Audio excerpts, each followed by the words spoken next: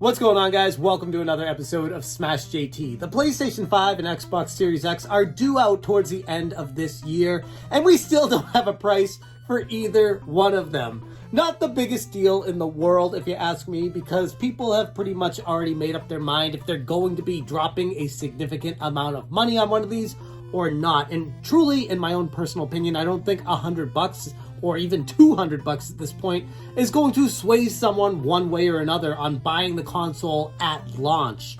If it matters, it will matter next year and moving forward how much these cost, but at launch, the price doesn't really matter. They're gonna sell out regardless, so ultimately, it doesn't really matter what they say these things cost as long as they're not upwards of $800 to $900 or $1,000, which nobody's predicting them to be that.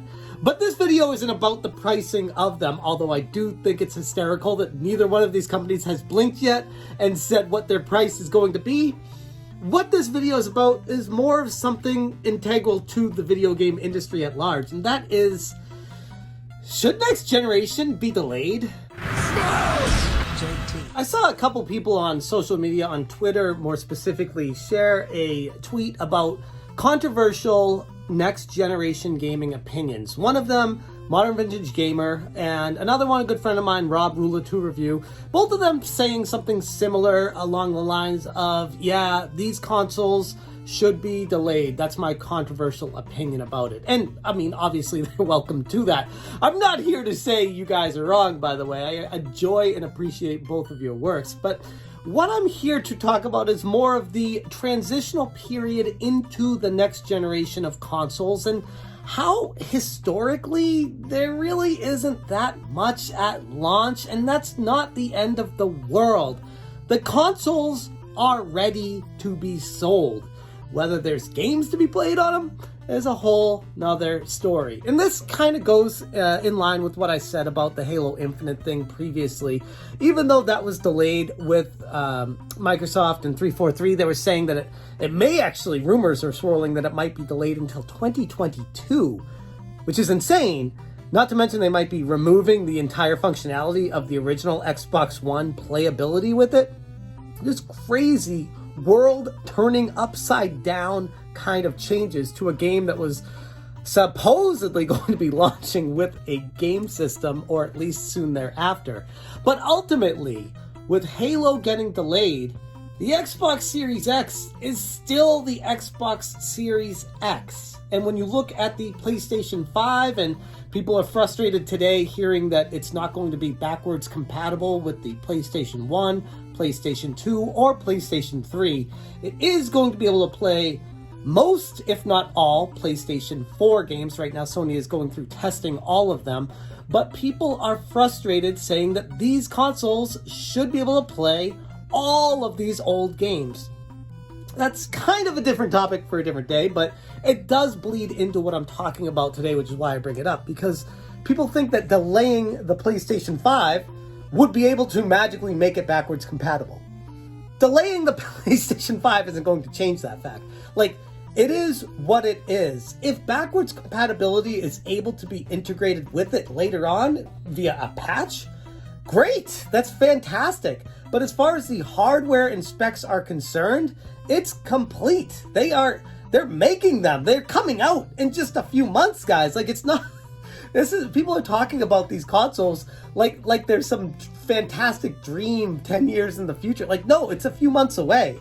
And they're already starting to manufacture them.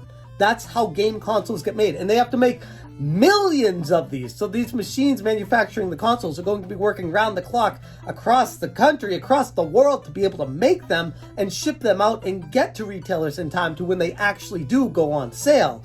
So right now, everything as far as the hardware and design of these consoles is done. Delaying them isn't going to make Sony or Microsoft go back to the drawing board and open up these consoles and put different specs and processors and all these other different things that people want for them to be able. That's not what the consoles are. That's not how this works. If they're able to fix it via an update, great. But right now, the companies are working on focusing on making the consoles ready for launch in holiday 2020. And that's not a bad thing. Like, this shouldn't be delayed because a game you've been waiting for isn't going to be ready for the launch, just don't buy the console until the game you want to play comes out for it. I know it seems kind of obvious and straightforward when you say it like that, but that's the reality of it.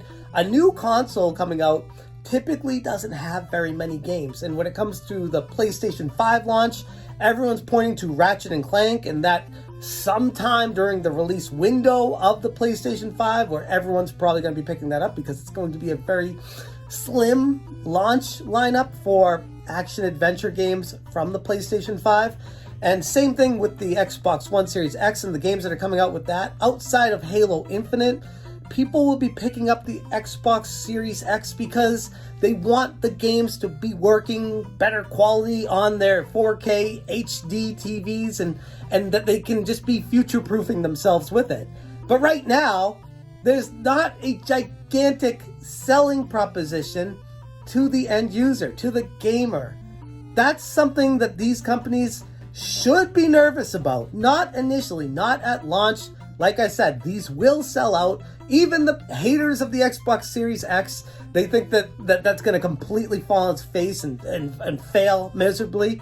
No. I mean, PlayStation 5, most likely, based off of the industry trends and what I see going on right now, is going to sell like hotcakes. It's going to be the hottest seller of the holiday 2020. Great.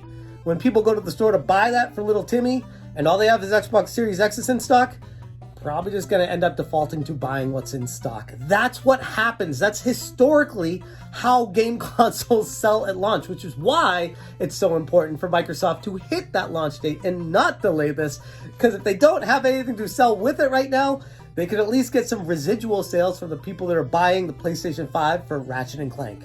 Things like that are what these companies have to consider when selling the consoles. The Xbox Series X is going to be relying heavily on its back catalog, the complete opposite of what the PlayStation 5 is doing, where especially at launch, there's not going to be very much to play on the Xbox Series X. So a lot of people, like I said, will be buying this to future-proof themselves and to be able to play the games they already have in higher quality. And for me, I am strongly considering buying both of these consoles so that, for one, the PlayStation 5, so I can have the best quality and see what that thing has to present to the end user. And yeah, Ratchet and Clank is growing on me, and yeah, I want to play Horizon West, and yeah, there are other games that are interesting enough for me to want to pick up the PlayStation 5.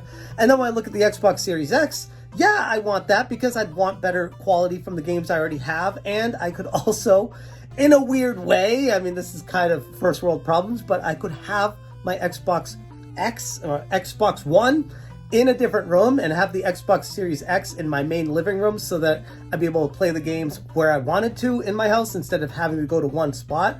But that, for me personally, that is the reason why I'm strongly considering buying these at launch. And plus, I don't know, I like being on the cutting edge of technology. I know you get burned financially. I know that you can get burned and screwed with what comes out with it and how these decrease in value so quickly eventually. But in this case, I feel like the next generation of consoles aren't going to have huge drops in prices, again, dependent on what they launch at. But I don't see these dropping in value anytime soon. And while, yeah, there are improvements to the console, people say, oh, I'll just wait for the second rendition of it so there aren't issues with it, like I had the Red Ring of Death with my 360.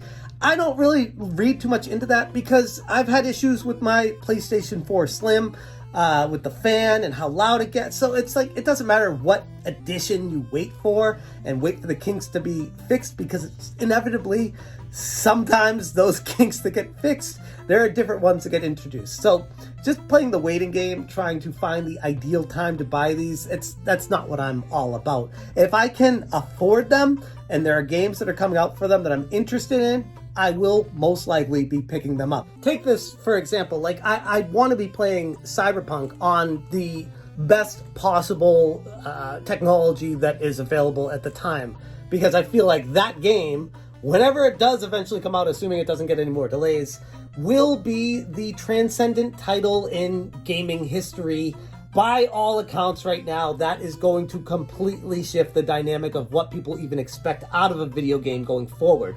So yeah, I want the best possible experience my first time playing through that, so that I don't have to play through it again with minimal upgrade, because I feel like I'd be missing out on that, if that makes any sense. And I feel like there's a lot of people that feel the way I do. If you don't have the financial means to get these at launch, then don't worry about it. But that's Sony and Microsoft aren't concerned with the people that don't have the money to buy these at launch, because they know they're going to most likely sell out at launch. But delaying these consoles isn't going to make the games better. It's not going to change anything. I am buying the Xbox Series X because I want to play Halo Infinite. Like I said in my initial reaction to the Halo Infinite trailer, I didn't think it was terrible. Like, I feel like people were really trashing it because they were expecting like an insane leap in graphics and technology and all these other specs around the game. And I was like, it looked like Halo. I love Halo. I want to be able to play that the best quality that I can get. And I'm not going to be too picky about it because personal bias, I love Halo. And that game looked excellent from what I saw. So buying the Xbox Series X, if I can get one at launch, great. Because that way, when if Halo Infinite ever comes out for it, I will already have the console. I won't have to fight lines to get the console. I won't have to worry about if it's sold out at that point. I have to worry about dropping a ton of money all at once at that point and get the Halo Infinite game. And who knows what the financial situation will be in at that point. So what I'm saying is, waiting or delaying these consoles doesn't change the fact that if you're going to buy it, why would you wait if nothing about the console is changing from the perspective of the company selling it? I'm not saying from your perspective. Like people like Rob and Modern Vintage Gamer who were saying that, oh, they should delay next console generation. I disagree. I say if you don't like what you see, don't buy it, which is what I say all the time. I feel like that the whole phrase gets tired, but it rings true. If you don't like what you see, don't buy it. But if there's something you want eventually out of it, and you know you're going to get it anyways, there's your reason to buy it initially if you see it in the store. I guess that's what I'm getting at. And ultimately, I have high expectations for both the PlayStation 5 and Xbox Series X, but I don't think delaying the consoles that are already completed and begun manufacturing, delaying them just for a game to be available with it, that doesn't make any sense to me. It really doesn't. I'd be interested to hear what you guys have to say and where you stand on this, though, and maybe I'm completely off base. Let me know down in the comments. Thank you so much for watching, and as always, you stay smashing. Smash, smash, smash,